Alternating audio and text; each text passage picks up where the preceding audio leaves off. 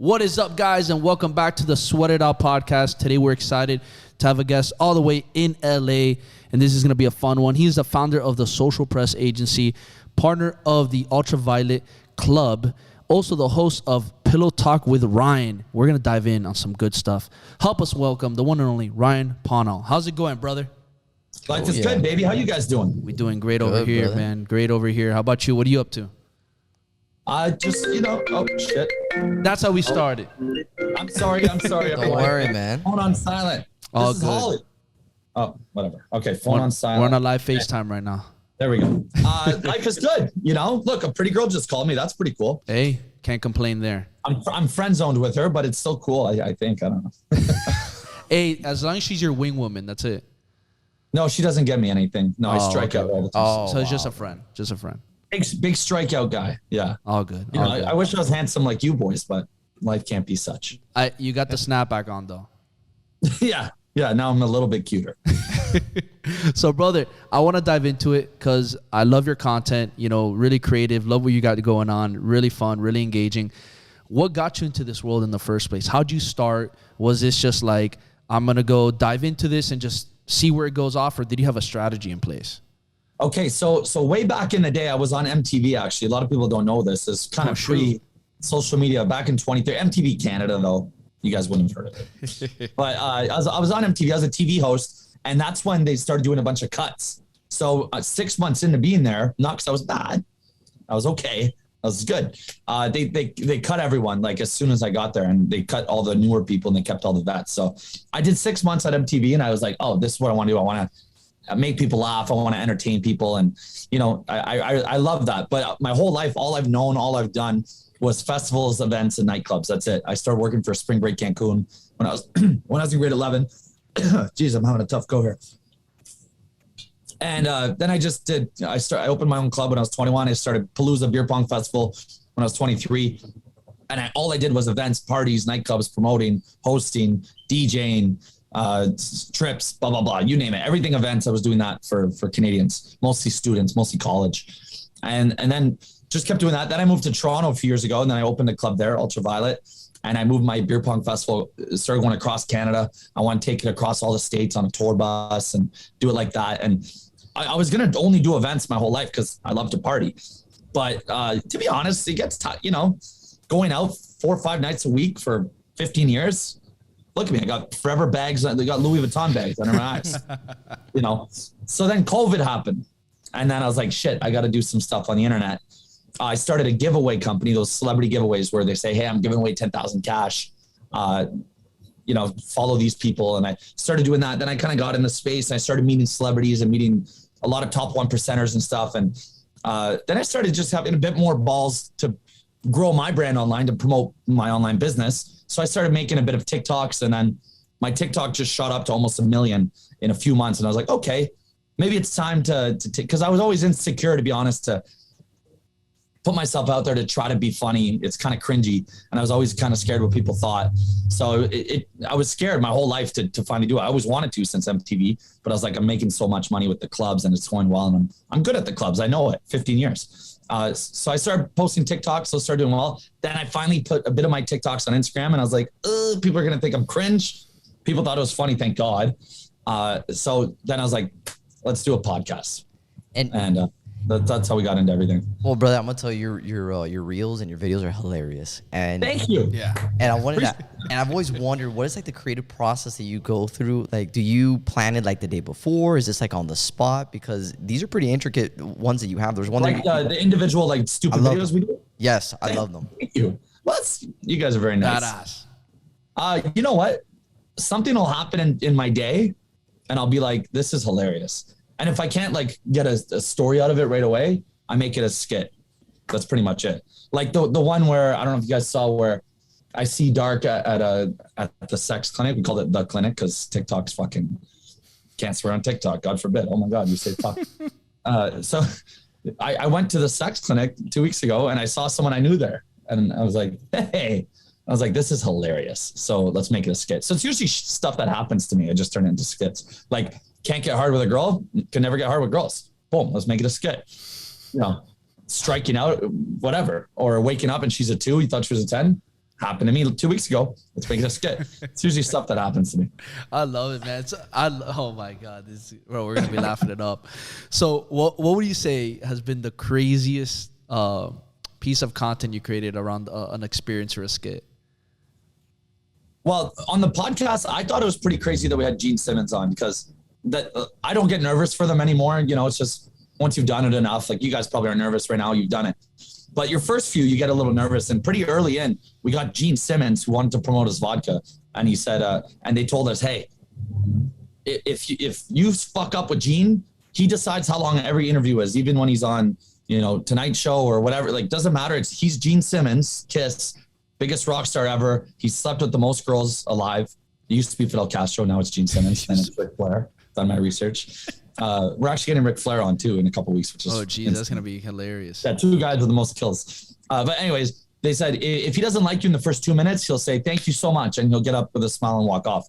But if he likes you, just like that. Say, yeah. And I said, well, we want to do 25 minutes with him. They're like, no, you don't decide. Gene tells you when it's over. So I was fucking scared shitless. And then the night before, they say, by the way, he doesn't want to talk about sex. And my podcast is a sex podcast, and he slept with the most women, you know, alive today. So I was like, I had all these questions ready about like, you know, his sex life.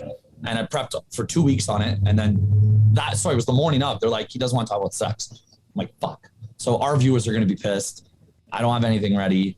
He gets pissed quick. So I was really nervous for Gene, but then he ended up staying on for an hour and said, I'd love to come on again, and texted us with like 4 smiley faces. And we're like, wow, we did it. So and no sex talk. No sex talk. No, he got into it. Oh, he got into it. Yeah, he wanted to talk NFTs and crypto and his painting and shit like that for like 25 minutes. Then I went, okay, Gene, let's get into it. And then he did like 30 minutes of sex with us. So It was good. All right. What was the craziest, hottest shit that he said on your podcast? He slept with 5,000 plus women. And for every girl that he slept with, he took a Polaroid picture of them and then kept the room key that he fucked them in and then stapled them together. And he has crates and crates and crates of all of the girls he's ever slept with. Wow. And this dude never caught anything? What, STIs? Yeah, this guy never caught shit. He wraps it up. Hey, you still never know. Yeah. Bro, 5,000, that's a lot, man. And 5,000 is a lot, yeah. All right, well. Ryan, would you find that stressful? What, having 5,000 kills? Yeah. Would you find that stressful? You know what? I don't even like having sex anymore, to be honest. Like, we came to LA and everyone's like, oh, you must be fucking out there in Hollywood. No, we're not really, to be honest. We're taking a little break from girls. You know what? I'm not that good in bed. 10 minutes of sex. That's it. Maybe, if I last. For a whole fucking ordeal, date, hang out, flirt, the whole lead up of texting. And how much really time did you put in to get that 10 minutes? Like hours. And then, you know, she's sleeping there. And if it's not a girl you like, it's kind of like, fuck. She's still here. And then the next morning, if they don't leave, it fucks your whole day up. You don't get much sleep. And you order Uber Eats, you get fat. You don't go to the gym in the morning. For 10 minutes, not a big fan. So now we've limited ourselves to only allowing ourselves to have sexual intercourse on Saturday nights. That's our new thing. And I don't DM girls all day like I used to. You know, it's a waste of fucking time. My DMs are dry. Sahara Desert. That's dry. It. That's why you got the friend right now. Exactly. Yeah. Friends with hot girls is fun. That's it. So how does explain that to us? How does where's the pleasure in that? What, being friends with a hot girl? Where's the pleasure in that? Well, I used to just try to fuck every hot girl I met, and I'd be like, oh, new shiny object I want, you know, and I used to go after it. And then if you fail, I would move on. And if I got it, great. But then what really happens after you break up? Is it one night? Is it 3 months? Is it 2 weeks? Whatever it is. Once you split up, you kind of stop talking. So now you're eliminating every pretty girl from your life because either you got rejected and walked away or you slept with them and now you don't talk to them anymore. What's the point? I mean, sure, you got to sleep with them. Good for you. But now in Hollywood networking, you know, girls run the world, and especially the top hot ones. Like, I have a lot of pretty girls with big followings on our podcast, and everyone's like, "Oh, did you fuck her?" I'm like, "No, I didn't try," because now we're friends, and you know, now we go out and we're friends with all the pretty girls, and girls get invited to cool shit, guys don't. You know, I've never been invited on a PJ in my life, but girls do. And, you know, not saying I use people for perks, but I'm just saying you get more out of a relationship 90% of the time just being friends. That is so interesting.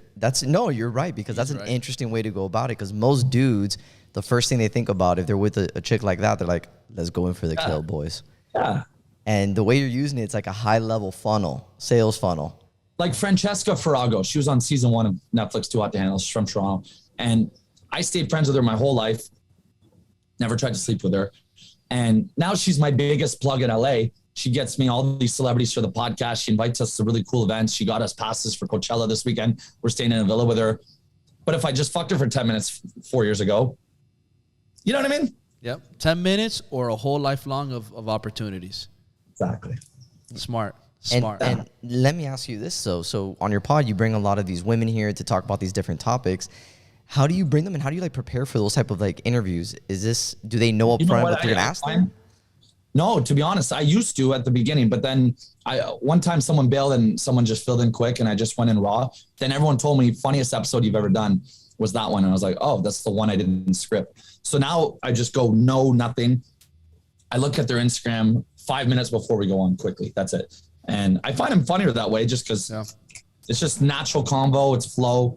You know, I'll do Google News just to see if like something major popped up, but that's it. Like I don't really research them that much, and I don't prep any funny questions or any funny things. It's just, you know, it's funnier to just do this, right? I agree, like, man. Like look at us. We're on some whole thing about being friends with hot girls. I bet you didn't write that down. Hell no. No, we didn't even think about that. You know what I mean? I'm gonna be honest, bro.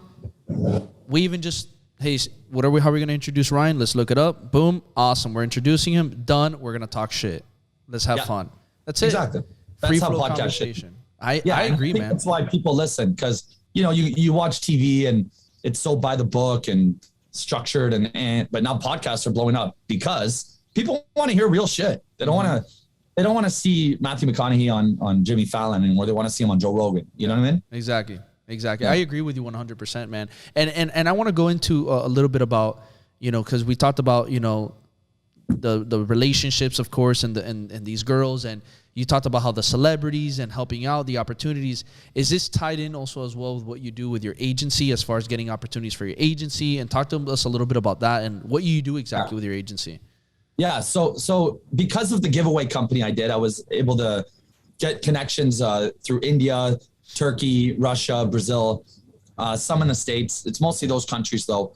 And I met all these little internet kids. Some are hackers, some are nerds, some are geniuses, some are PR publishers, whatever. And just because of my company was pretty big, so it was called Social Giveaways, and it was with my friend London, and it was probably the third biggest in the space. There's probably 300 companies doing it, and for that, yeah, it was big. We did Summer A, Tyga, we did Francesca, we did Little Pump, we did a bunch of big celebrity giveaways. And when you're doing this for these clients, these are people that are paying thousands and thousands of dollars for Instagram followers. They care about their Instagram, obviously, so they don't want to just stop at followers. They want a Forbes article. They want to get verified.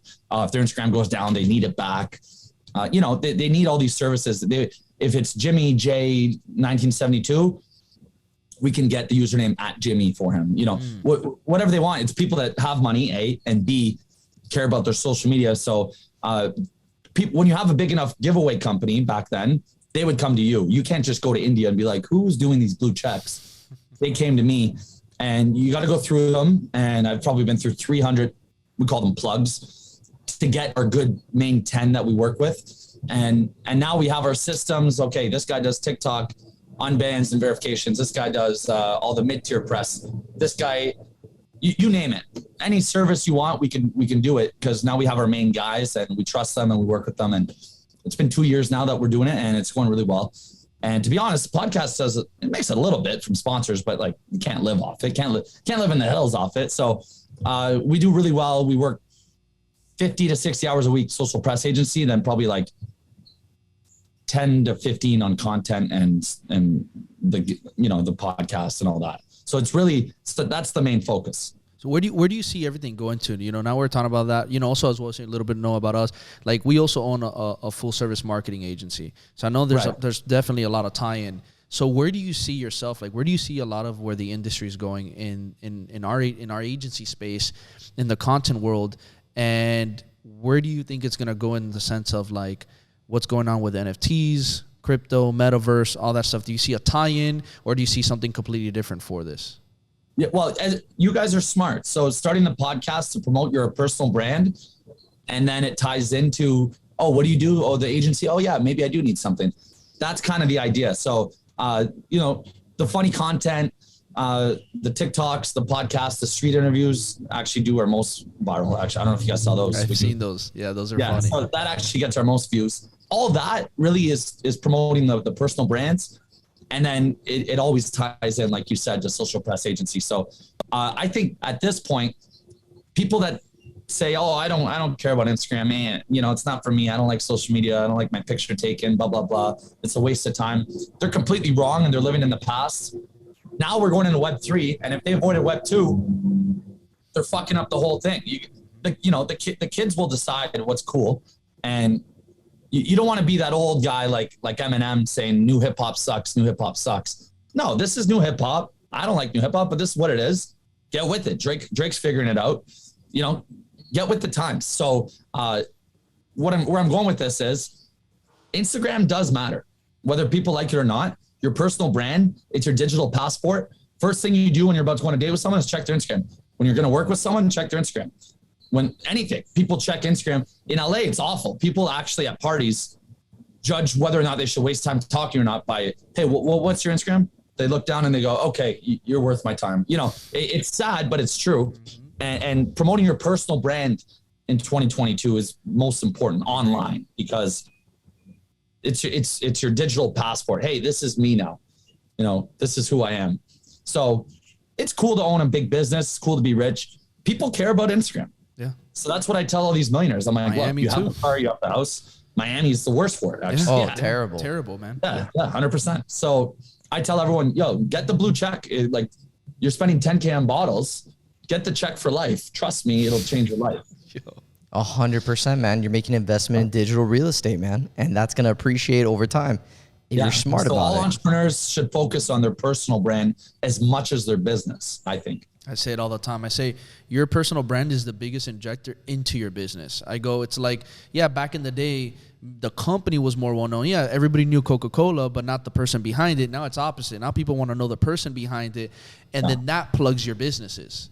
Totally. And that's what's going to be the projectile to the future, because I go into these conversations where, like, also too, if you think about it, there's a lot of things that are going audio as well. And when you say audio, like let's say that you're saying, hey, who are the top agencies, or who are the top coaches, who are the top this, it's only going to give you a select few of like maybe 3 to 5.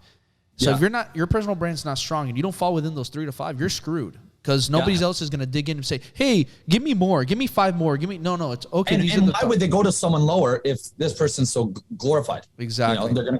It's a similar pricing. Well, this guy seems to be the best. So, What do you see changing in the space? Like, do you see any new nuances, any new stuff coming into the agency world, things that for people to start paying attention to, maybe other platforms, or like I said, NFT, metaverse stuff related, that's going to tie in with everything that we're doing? Yeah. So now like 90% of my payments are in and out crypto, which is crazy because I didn't even understand it a few months ago. And now it's Ethereum in, Ethereum out. I'm working with more NFT companies than any other type of company. So I'm doing marketing for NFTs, and I feel like coins have kind of died down. People making their own coins. Still, we get some people that try, but the NFT thing is nuts. And, one thing that people should know about NFTs is, to be honest, 98% do flop. So if you're looking to get rich quick and stock trade them, get on the whitelist, get the discount, and then flip it the next day, because the long-term game doesn't look too good right now. I got into it 2 months ago. I got all obsessed, and like, this one I think is going to blow up. And, people treat it like stock trading, and they don't really care about the art. And that's what people need to know, is that people look at an NFT and they say, can I make money off this? They don't say, oh, that's a great doodle, I want to own that. People think that's stupid, and they go, NFTs are dumb. Why would you buy a picture? No, you're not. You're stock trading a picture instead of a dumb little fucking number stock. You're using a cool picture, and that's all. So people making them, give a good roadmap and give a reason why people want to invest and buy your stock as an NFT, your NFT as a stock. And don't just think that your art is going to look better than art and people are going to buy it because it's pretty art. It's not what it is. Where do you think the future of the NFT is going? So if, let's say, is it just going to stick to art, or do you believe it's going to transition to other things? No, now I can't believe whatever it's happening really fast. And now artists are doing it. You know, come to my concert, you get this exclusive NFT, or like Bored Ape Yacht Club is nuts, right? In Miami, it's now NFTs are being treated as keys, really. So social keys. You get this, and you get invited to yacht parties with 20 rappers or whatever they do. And now nightclubs are doing it. Owner 11 nightclub is launching an NFT. If you get it, you walk right in, and it's the hardest club to get into in the world. So it's becoming more so. It's not about the picture, and that's what people that don't understand it can't stress it enough. They go, "Oh, it's a dumb photo." No. This photo that I own now gets me into 11 instead of buying a 10K table, or now I get to party with my favorite rapper. Or every NFT now has perks, so it's going into the space of real life. It's coming back to real life already. So people think it's in this digital world. It is, but people want to know what the perks are for real life. So it already is doing the synergy of synchronizing, and it's going to get crazier like that, where Web3 space is going to matter in Web2. It's not like we're going to go in and be in a video game and run around and GTA kind of vibe. It's always going to do both, or people are going to think it's dumb. Well, I'll tell you this, NFT is now becoming what being a blue check verified was back then at the beginning, where it would get you access into certain places, or it would get you into doors or opportunities by having a blue check. Now it's really the NFT that's acting as that blue check on steroids. And then my thing with NFTs is, for me, like, I really feel like the blue chip projects have already set their name. Like, there's those blue chip projects, and then there's every other project. And I'm not saying that there can't be a future blue chip project, but it's so hard compared to what it was now, because those were the first ones. People are already late. Yeah. Those were the unique ones. And that's why I feel really the only ones that could really continue to build good NFT projects are actual real life artists who were graphic designers, or actual painters who are now converting their art into NFT, because they already have an art fan base who already follows him for that reason. So when he opens that up, it makes sense. But like you're saying, people are just doing it because, I'm going to make money off of it. No, you have to have something strong behind it, a strong roadmap, or some kind of like inclusivity where, hey, you're going to be included in here, you have access here. And I think it's interesting. And who knows where the tech, I think most importantly is the technology behind it. Like, my theory is, the art is only going to last so long at a height of attention. And then I feel like it's going to go really deeper into figure out other ways of how the technology is going to be used, as like the contracts and services and all that other stuff. Like, that's just my take.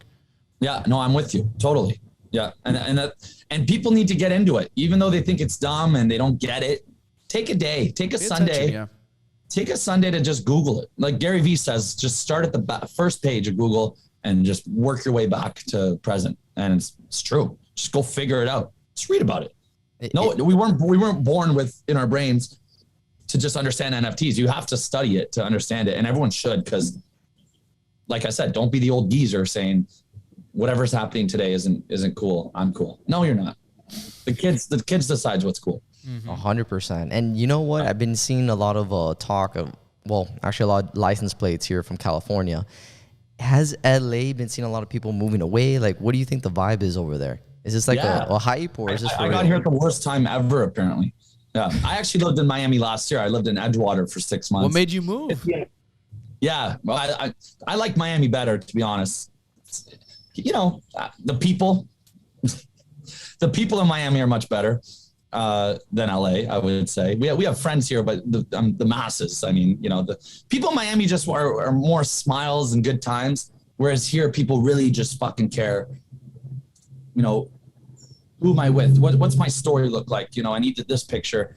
It's embarrassing. People go out and it's all about what they're projecting instead of having a good time. Miami, people just go and have fun. It's a bit of both, sure. But yeah, the real fun people are in Miami, and here it's pretty. People told me it's very fake in LA, and I was like, I'm sure it's not too bad. It's pretty fucking fake. Yeah, that bad? It's pretty bad. Yeah, I'm realizing the rich people that I looked up to and I thought were killing the game. I come here and I realize, they were living off their rich friend, and they're not rich, or that's not their house or their car. They paid for all their fake followers, or whatever. Damn, so like that. It's bad.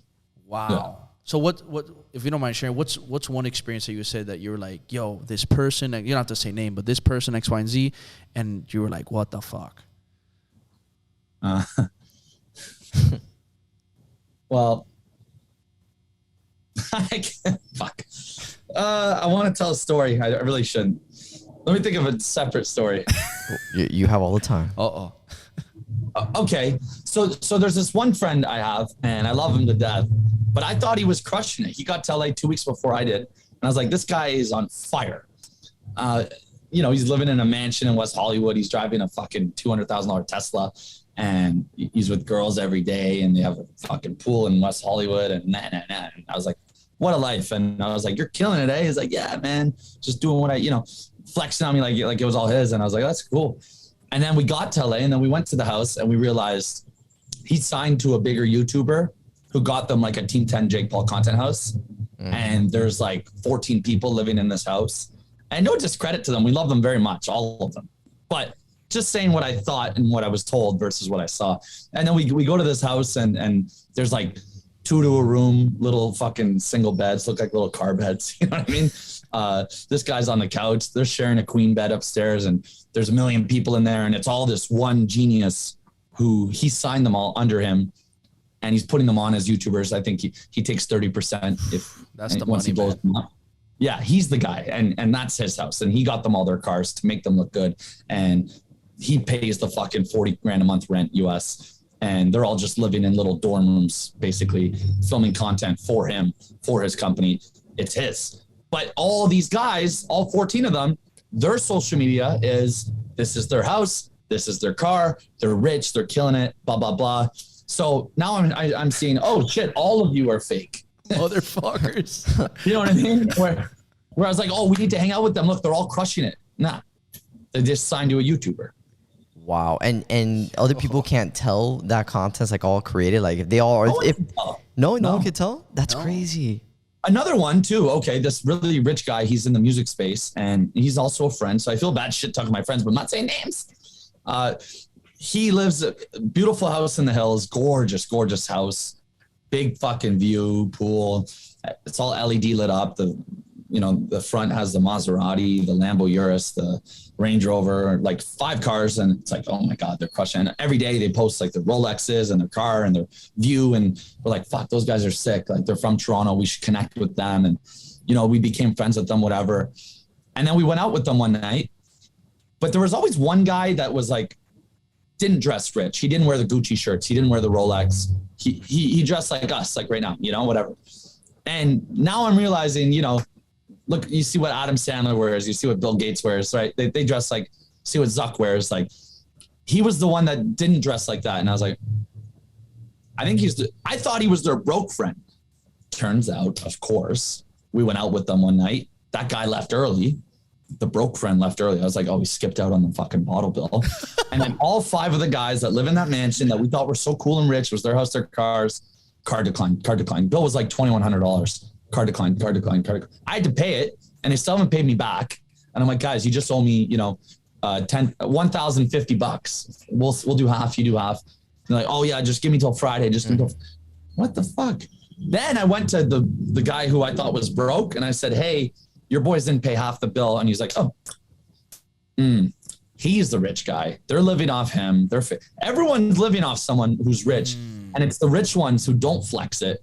And it's the poor ones or fake ones who flex it every day. That's a good point. That's a good point for people to start paying attention to the signs, the flags, the green flags and the red flags, because, dude, it happens in Miami too, man. Like, Miami, and it's always the perception, man, the perception, right? Which, look, perception can get you certain places, and again, it can help you, but if you don't turn that into a reality, you don't know how to make it sustainable, you don't know how to make it a real thing, you're screwed. Yeah. Stealth wealth, baby. That's what you know what? At. When I see a guy wearing a Balenciaga or Gucci t-shirt now, I go, he's broke. For real. That's how it is. That's how I look at it now. I'm like, oh, he's right though. Guy walks in with an Old Navy t-shirt. I'm like, I bet his pockets are fat as fuck. Bro, it's crazy. He has a retirement account. They say that a lot about the Gucci brand. They say Gucci brand is for the ones that are the pretend or the the pretend millionaires or the wannabe millionaires. And then Yeah. you have guys who are loaded, and you just see them. They're regular ass dudes rocking what they want to rock. They don't have to prove shit. No, it's so crazy. So do you think this is only going to get worse, or do you think that there's going to be some kind of correction here? No, it's getting worse and worse and worse every day. It's getting worse. And this goes into girls too. Girls, same thing. 90% of now there's OnlyFans. Some girls are making really good money. Good for them. I respect girls that do OnlyFans. They're entrepreneurs. I respect it. Hey, especially ones that don't so much. Yeah. Ones that go no nip, no puss and make hundred thousands or millions on OnlyFans. Fucking awesome. Just toes. Every girl's posting on Instagram anyways. So if you're posting the same shit on Instagram and just more of it on OnlyFans without revealing yourself. That's amazing. Really, yeah. But then the ones that don't do OnlyFans, that don't have a job and live this lavish life, it's like, I see it now, and I saw it in Miami, and I saw it in LA, and I saw it in Toronto, and I'm around these people a lot. They're fucking old rich dudes to get, they posted a beautiful view from a yacht, sex. Oh, she's going to Miami again, sex. Oh, what's she doing now in Turks and Morocco? Tulum, sex. They're not rich. High level pimping. Because they're hot. They're not rich. Yep. They're not. And most girls really, they play on their phones all day in bed, and they kick around and they FaceTime their friends. And what are you doing to earn all these trips? Nothing. Sex. It's not saying every girl, I'm saying most. Unfortunately, you're right. And I'm starting to see now there's more of a reversal going on where people don't like all that fake shit. They can tell. And people want more honesty. They want even the content to be more real, more raw, like how we're talking right now, not even scripted. Yeah. People want that, and they can tell, especially when they start seeing these dudes and these guys. It's like what you said. In time, all that shit's gonna show up. People are gonna know that you're what's up with you. So Ryan, I don't know too many rich guys who posted a picture of their car. No, that is a fact, though. That is a big fact. That is a fact. And if it is, it's like very naturally that it just came out very natural, nothing forced. But these pictures usually aren't people that work their ass off 80 hours a week to get their car, and 100%. They're in finance anymore. They don't do this in front of their car. They just have it. So for people who are in the social media space, they're really trying to build something right. They're really trying to get their name out there, their personal brand. They really want to build something strong, maybe turn into their career, and they want to do it organically. None of this fake shit. What is the right ways to do it? Like, what are your go-to steps on how you can start building that name up? And of course, still drawing attraction and attention, but the right one that fits for you to be able to create organic growth. I think everyone's doing the same thing right now, and girls are just doing hot bikini pics, and then guys are doing, I'm an entrepreneur and I travel pics, and that's kind of become what the 90% of people are doing for guys and girls. Be different and have a specific, even if it's small, have a niche. So if you're obsessed with,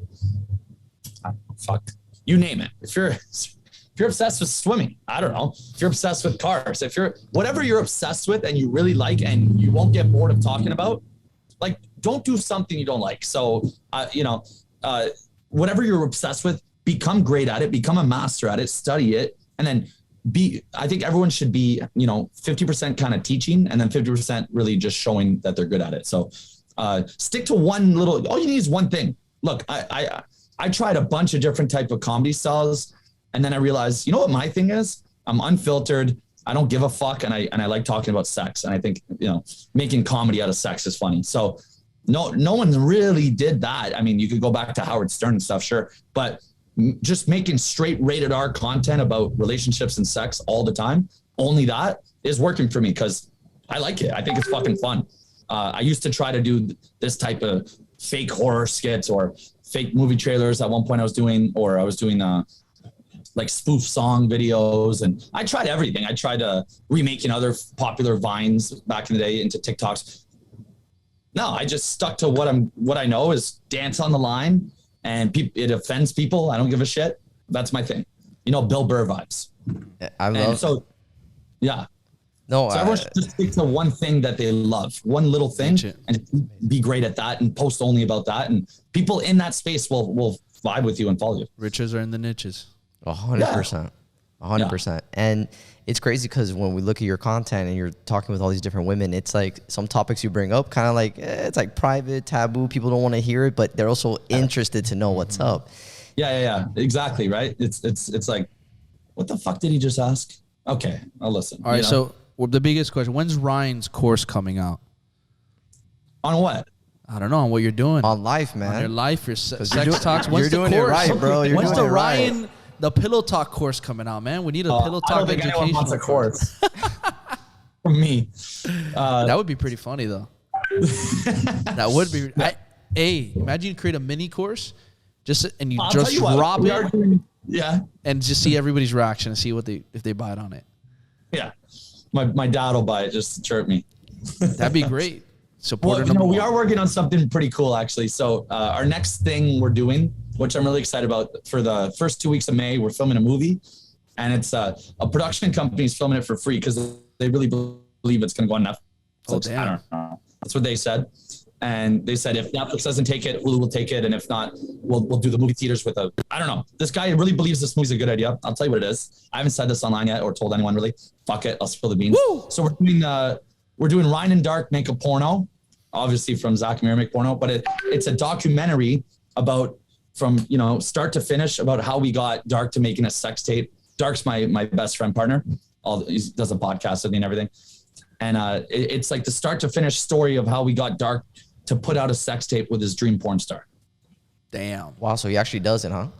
Well, we haven't done it yet, and we haven't found the porn star yet, but we're gonna try it. Yeah. No, it's gonna happen. Oh, that's gonna blow up, man. Damn. And then, we have some funny ideas we're gonna throw in. We don't want to make it scripted, but we have some. It'll be funny. And we've been working on it for like 2 months, and then we pitched it to one production company, and they said, "We'll take it. We want it. We'll shoot it for free." So they're taking 30% if it sells to Netflix. Sure. Is this going to be your wildest project? Our what, sorry? Your wildest project? Yeah, for sure. Because we are going to put the sex tape out on OnlyFans. Oh, so it's going to be it's a legit thing. It's legit. Yeah, so he's going to put out a sex tape. I'm directing it. And we're putting out a sex tape for the world to buy. And we're putting out a movie to promote it on how we got it done. That is the most interesting concept I've ever. You guys came up with it? Yeah. Well, it started with this clip. So we had Francesca on the podcast about a month ago, and I'll try to pull up the clip here. This is insane. Anyways, Francesca says he's like, fuck, I wish I could make a sex tape. And she goes, why don't you? And he's like, I don't know. She goes, you have a small dick? He goes, no, I'm happy with my dick. She goes, then make a fucking sex tape. He goes, okay, I'm making a sex tape. And then when that clip came out, everyone started commenting, you should. And I was like, let's do it. Let's fucking make a sex tape. And he was like, how? How the fuck are we going to do that? I'm like, let's get your favorite porn star and let's try to see if you can fuck her. And he's like, how are you going to pull it off? I'm like, let's make a movie about pulling it off. Wow. So, and who's the porn star chick that he's picking? Yeah, who's the target? Okay, he has this girl that he's obsessed with. You're not too fond of it. Well, I've never heard of her. Like, let's do a top 5 that every name has heard of. Everybody, let's do a girl that every guy in the world has jerked. And this one falls in no top 5. No, what's fucking her name? Dark. Do you see? This is the live documentary right now. Fuck, it sounds like Cyborg. Siberia, that's her name. Siberia Tyria? So, some shit like that. And he's like, that's the porn star I really want to. Dark! Come here for a sec. These are the Sweated Out boys. What's the name? Here's Dark. Hey, what's up, brother? What's up, guys? How you doing? What's up, brother? We heard about Siberia. Just started a GoFundMe for my hairline. There we go. Hey, you might need to help me out, man, because I'm pro. Mine is disappearing. Did you actually start it? Yeah, it's already started. So I just did some research. You can go to Turkey, round trip. It's like a 3-day thing. It's $5K, and you go get your hairline done. You stay there in a hotel, and then you fly back. It's none of this tattooing shit, right? I don't want a tattooed hairline. No. It's a proper hair transplant. You guys know all about it. All right, good. Because I need it. I'm done with the biotin pills. Yeah. Well, you still got to do the drugs when you back off when you're healing. Oh, okay. I'm gonna support it. The drugs are cool, right? I'm gonna support it. Yeah. Thanks, guys. So the reason we brought you over here wasn't because your hair. Okay. It was I was telling them about Ryan and Dark making porno. Oh, yes. And I forgot your porn star's name. Cytheria.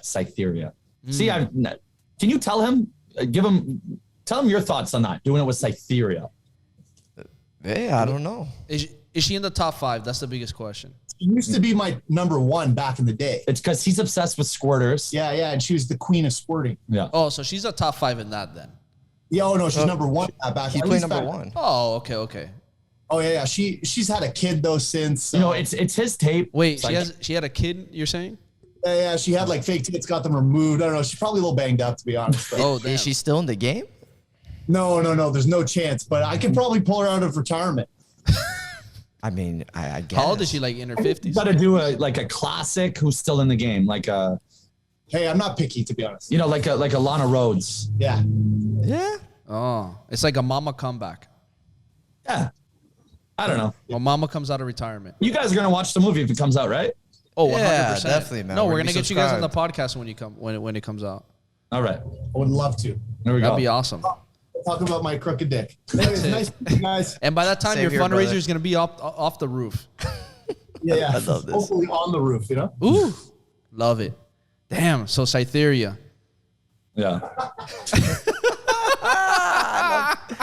I love it, man. Oh my We're God. gonna support the Who the hell is OnlyFans. Cytheria? We're gonna Man, support it. Cytheria's sweating it out big time right now. That's what's going on. That's what's going on. Man, Ryan, yo, this has been a trip, brother. Yo, we appreciate you coming on, man. Oh, it's already done. Has yo. it been a lot? Wow, that went by quick. You know what they say? Time flies when you're Having fun, baby. having fun. Right? It's almost like we can finish each other's. Exactly. It wasn't 10 minutes. Oh yeah. Yeah. This is worth a full night. Yeah. Yeah, that was good. That was quick. Man, yo, this is funny. Yo, I appreciate you, bro. Definitely Thank you gonna both connect. so much. I hope I didn't go too crazy. Nah, man. No, bro, we love that shit. No, this That is was awesome, great. and we're definitely excited to watch that new movie you got coming out, the documentary. We know right now our viewers are gonna go watch that movie. So right there, hey, who knows how many viewerships you get to that movie? Hopefully, it can help it push it to the top charts. But brother, if people want to connect with you, where can they find you? So it's Ryan Pownall on everything. ITS. And then Pillow Talk with Ryan. is Love our it. podcast. And what's the biggest piece of advice you can leave out to all our listeners today in one sentence? Don't go to school. Don't get a boring job. Don't marry your high school sweetheart. Fucking go for it. Bam. Go for it. Oh, I My love most that. miserable Rawness. friends are the ones that have making $40K a year in their townhouse with their fucking girl that they can't get rid of and they don't even like anymore. And they go do it, man. Where do you want to live? Go. What do you want to do? Go. Green means go. Don't fucking stop. Don't settle. Don't have kids too young. Don't give up. Go. Guys, I you love heard that. it from Ryan himself. Go. If you got value out of this podcast, you had fun, you laughed, and you're ready to watch this movie, please leave us a rating, leave a review, like, share, subscribe, because the more love you show us, the more love we can show back. Till next time on the Sweat It Out podcast.